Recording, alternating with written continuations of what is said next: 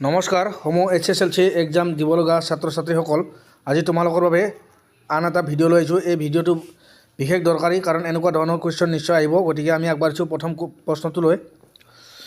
কুৱেশ্যনটো আছে এজাৰছনত Lencho' wrote a letter to God assuming that the postmaster would open it and help.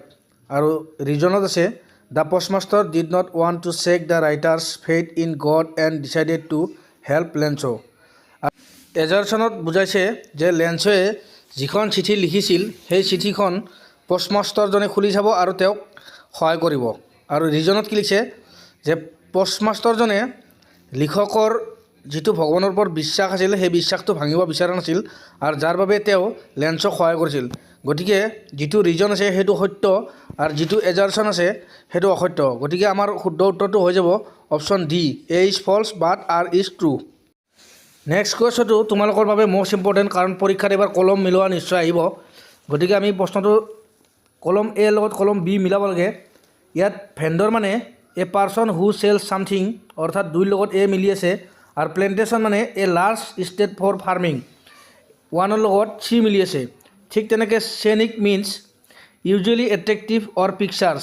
গতিকে আমাৰ এনচাৰটো হৈ যাব কিউৰিচিটিৰ লগত বি মিলি আছে a strong desire to learn or know' something. আমাৰ এনচাৰটো হ'ব অপশ্যন বি। তোমালোকে ভালদৰে চাই যাবা। নেক্সট কুৱেশ্যনটো আছে আকৌ assertion Lencho called the post office employees a bunch of crooks. আৰু ৰিজনত আছে Lencho asked God not to send him the money by post.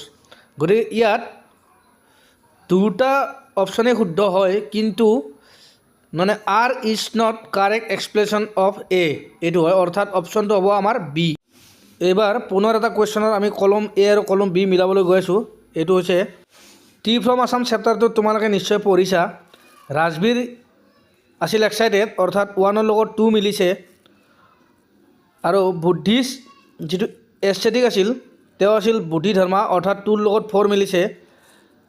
তাৰপিছত প্ৰাঞ্জল আছিল ইনডিফাৰেণ্ট আৰু চতুৰ্থতে যিটো আছে ছেকেণ্ড প্লাছ এইটো আছিল স্প্ৰাউটিং ছিজন। এতিয়া আমি ওৱানৰ লগত টু মিলা দুটা কুৱেশ্যন আছে বি আৰু ডি, টুৰ লগত ফ'ৰ মিলা বি আৰু ডি আছে আৰু থ্ৰীৰ লগত যিহেতু ওৱান হ'ব থ্ৰীৰ লগত ওৱান হ'লে আমাৰ অপশ্যনটো হৈ যাব অপশ্যন বি। নেক্সট কুৱেশ্যনটো তোমালোকে চোৱা। অপশ্যনটো একেলগে বুজি যাবলৈ চেষ্টা কৰিবা। Valli had many friends of her age. এইটো মিছা কথা কাৰণ ভেল্লীৰ তাইৰ নিজৰ সমবয়সীয়া কোনো বন্ধু নাছিল। আৰু দুই নম্বৰ যিটো ষ্টেটমেণ্ট আছে Valli learn about life through her keen observation এইটো ষ্টেটমেণ্ট শুদ্ধ। গতিকে আমাৰ অপশ্যনটো হ'ব B, statement one is false statement two is true. Next question animal যিটো পয়েম আছে তাৰ পৰা লোৱা হৈছে আৰু ষ্টেটমেণ্ট ওৱানত লিখা আছে the poem portrays animals as বিগিন who take more than their share for nature's. এই ষ্টেটমেণ্টটো অশুদ্ধ। আৰু যিটো ছেকেণ্ড ষ্টেটমেণ্ট আছে the central idea of the poem is about the simplicity and contentment found in animal lives. এই যিটো statement আছে এইটো ষ্টেটমেণ্ট শুদ্ধ। গতিকে আমাৰ শুদ্ধ উত্তৰটো হৈ যাব option B, statement one is false and statement two is true. Next কুৱেশ্যনটো তোমালোকৰ ছাপ্লিমেণ্টাৰী বুকৰ পৰা লোৱা হৈছে।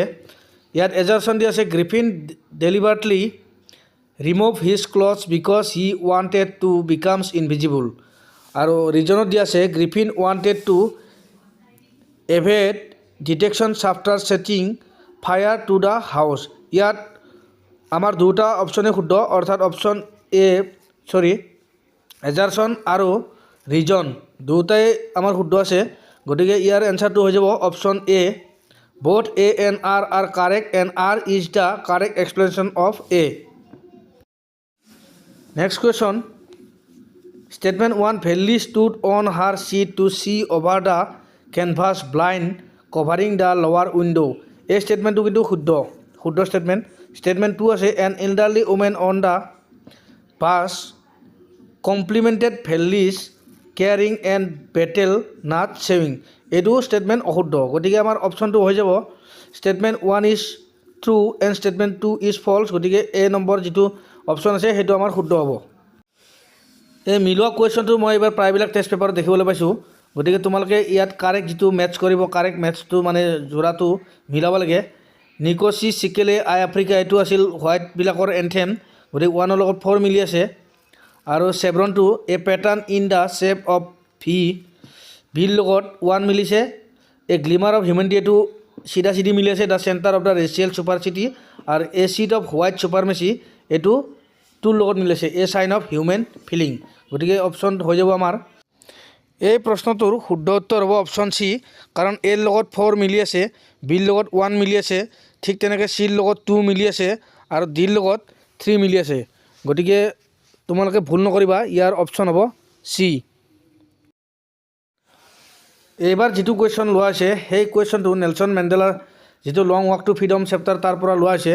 আৰু ইয়াত ষ্টেটমেণ্ট 1ত দিছে according to Mandela in life every man has twin obligation. আমি সকলোৱে নিশ্চয় পঢ়িছোঁ যে মেণ্ডেলাৰ দুটা অব্লিগেশ্যনৰ কথা কৈছিল, দুটা কৰ্তব্যৰ কথা কৈছিল। মানুহৰ জীৱনত সকলোৰে দুটা কৰ্তব্য আছে। আৰু ষ্টেটমেণ্ট 2ত যিটো কৈছে in a civil and human society each man is unable to fulfil those obligation. আৰু মানুহে সেই যিবিলাক মানে কৰ্তব্য সেই কৰ্তব্যবিলাক মানে সম্পূৰ্ণ কৰিব নোৱাৰে বুলি কৈছে। গতিকে এই ষ্টেটমেণ্টটো নিশ্চয় ভুল, আৰু যাৰ বাবে আমাৰ এনচাৰটো হৈ যাব option B, statement 1 is true but statement 2 is false. এইটো হ'ব আমাৰ কাৰেক্ট এনচাৰ। পৰৱৰ্তী কুৱেশ্যনটো কি ফ্ৰম আছাম চেপ্টাৰৰ পৰা লোৱা হৈছে। এজাৰচনত দিয়া আছে Bodhidharma the Buddhist ascetic cut off his eyebrows. আৰু এই ষ্টেটমেণ্টটো নিশ্চয় তোমালোকে যি দুটা লিজেণ্ড আছিল, ইণ্ডিয়ান লিজেণ্ড আৰু চাইনিজ লিজেণ্ড, এইটো ইণ্ডিয়ান লিজেণ্ডৰ পৰা লোৱা হৈছে। তোমালোকে নিশ্চয় জানা এইটো শুদ্ধ বুলি। আৰু ৰিজনত দিয়া আছে he fell sleepy during the meditation. যেতিয়া তেওঁ মানে মেডিটেশ্যন কৰিছিল তেতিয়া তেওঁৰ টোপনি আহিছিল, যাৰ বাবে তেওঁ চকুৰ আইলিডবিলাক কাটি দলিয়াই পেলাইছিল আৰু তাত কালক্ৰমত কি হৈছিল, চাহ গছৰ উৎপত্তি হৈছিল।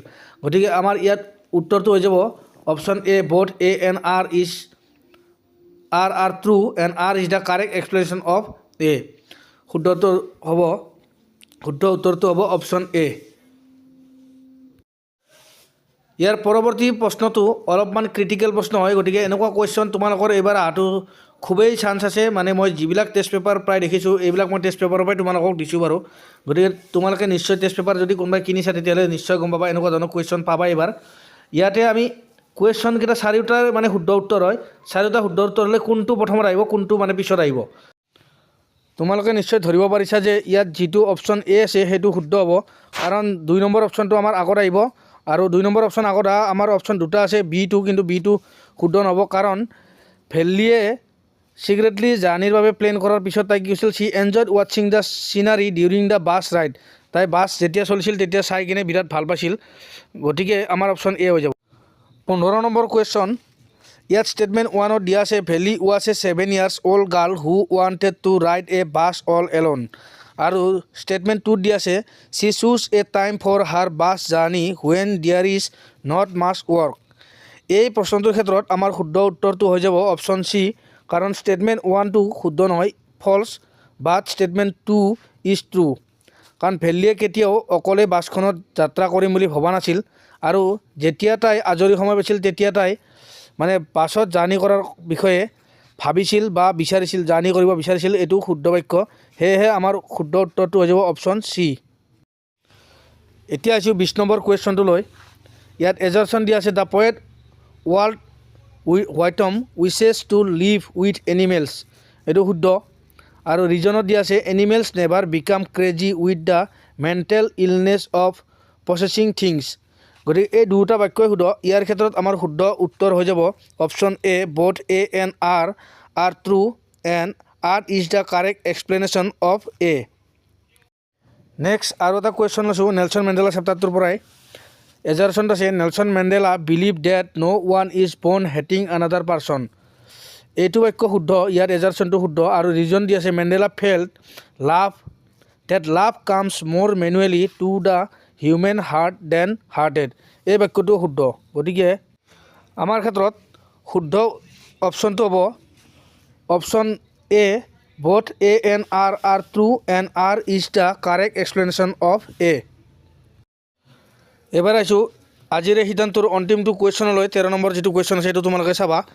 ইয়াত চাৰিওটা অপশ্যনে বা চাৰিওটা এনচাৰে শুদ্ধ আছে, মাত্ৰ আমি ইয়াক একাধিক্ৰমে মিলাব লাগে। আৰু ইয়াৰ বাবে তোমালোকৰ শুদ্ধ উত্তৰটো হৈ যাব অপশ্যন বি, অৰ্থাৎ 3 নম্বৰ যিটো লাইন আছে সেইটো আগত আহিব। The Chinese empire discovered tea accidentally. আৰু তাৰপিছত 1 নম্বৰ লাইনটো আহিব বডিধৰ্মা থ্ৰিউ এৱে হিজ আইলিডছ।